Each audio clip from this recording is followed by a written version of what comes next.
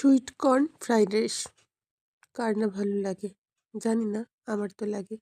তার জন্য sweet corn, গাজর, মটরশুঁটি জলে সিদ্ধ করে নিয়েছি। যেভাবে ফ্রাইড রাইসের ভাত করে সেভাবে চাল দিয়েও সিদ্ধ করে রেখে দিলাম। এদিকে তেলের মধ্যে জিরে দিয়ে আলু ভাজলাম, ব্রোকলি ভাজলাম। আপনাদের বাড়িতে যার কাছে যা সবজি থাকবে সবকিছুই দিতে পারেন। আমি কয়েকটা মটরশুঁটি দিয়েছি, ডিম একটা ভেজে নিয়েছি, গোলমরিচের গুঁড়ো, পেরি পেরি মশলা, পেঁয়াজ কলি, ক্যাপসিকাম, আপনাদের কাছে যা সবজি আছে, ফুলকপি, শীতের সবজি সমস্ত কিছু দিতে পারেন, ভালো লাগবে খেতে। তারপর সামান্য সয়া সস, চিনি, নুন পরিমাণ মতো।